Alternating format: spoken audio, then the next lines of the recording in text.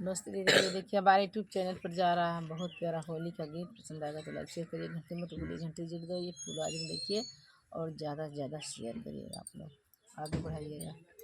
खूब ढेर के बढ़ाइएगा, खूब आशीर्वाद दीजिए हम लोग। रंग खेले ला भोला काशी नगरिया, भोला खेले ला रंगवा काशी नगरिया, रंगवा ही उड़ी के गौरा पगैल, रंगवा ही उड़ी के गौरा पगैल, गौरा के भीजे चुनरिया, भोला रंग ही खेले ला काशी नगरिया,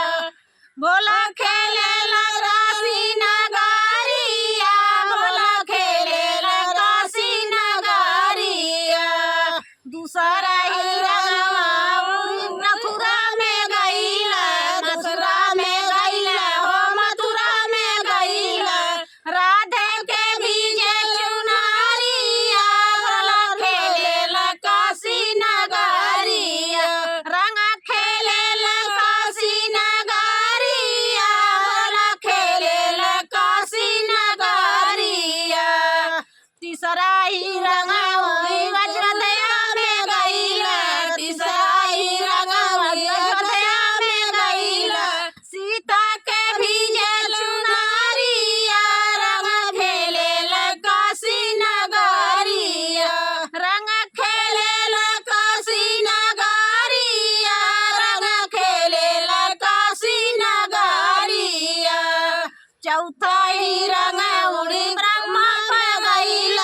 चौथा ही रंग उड़ी ब्रह्मा पगैल,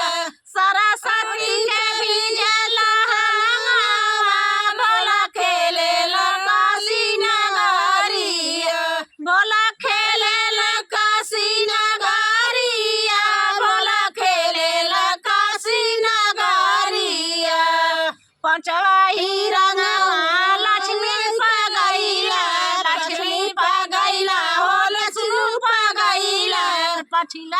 पांचवा ही रंगवा